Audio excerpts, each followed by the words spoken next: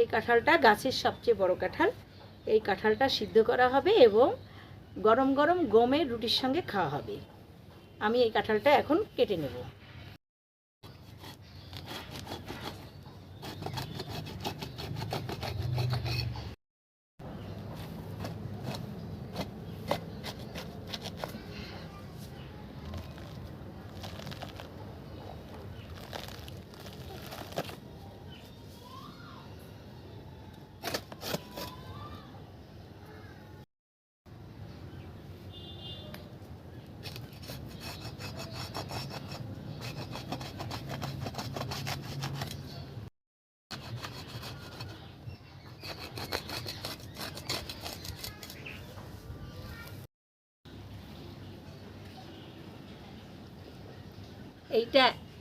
এই কাঁঠালগুলো সমস্তই কোটা হবে।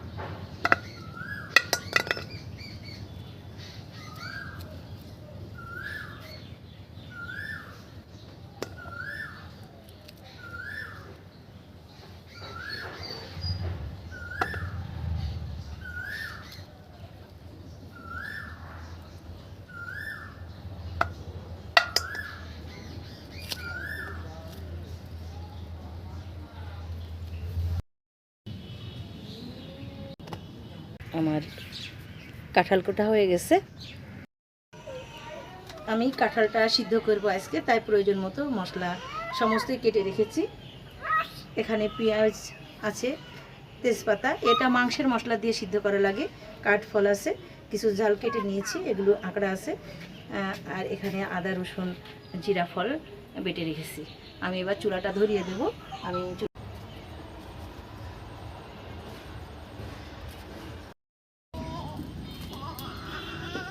আমি হাঁড়িটা দিয়ে দিলাম।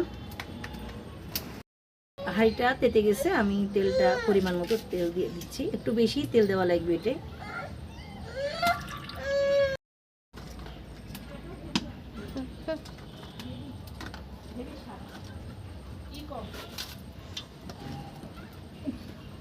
ফলটা দিয়ে দিয়েছি, কাঠটা দিয়ে দিলাম এবং তেজপাতাটা দিয়ে দিলাম।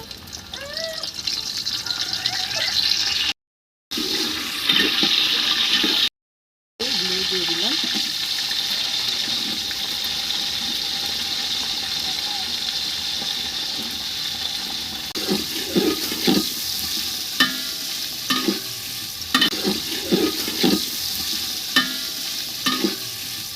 মাংসের পরিমাণ মতো লবণ দিয়ে দিলাম।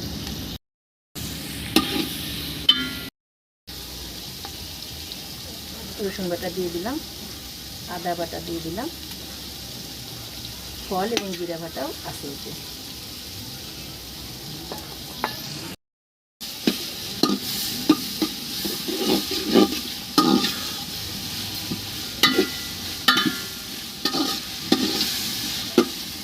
আমাদের এখানে জনপ্রিয় খাবার এই কাঁঠাল সিদ্ধ,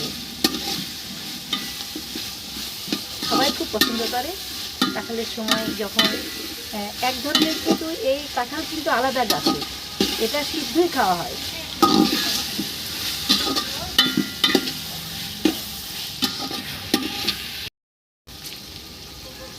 হলুদটা দিয়ে দিচ্ছি,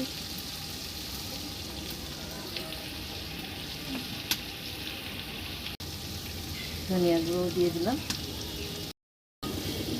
আমার মশলাগুলো কষানো হয়ে গেছে, এবার আমি এটাতে পানি দিয়ে দেব।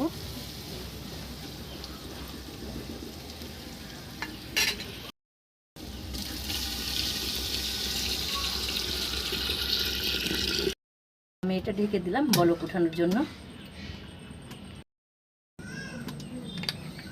বলক উঠে পড়েছে, এবার আমি কাঁঠালটা দিয়ে দেব।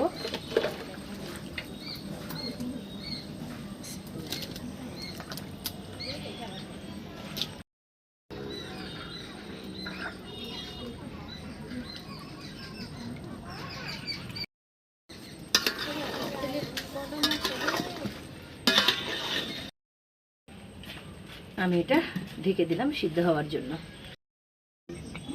আমার রান্না হয়ে গেছে, এটা আমি নামিয়ে ফেলবো।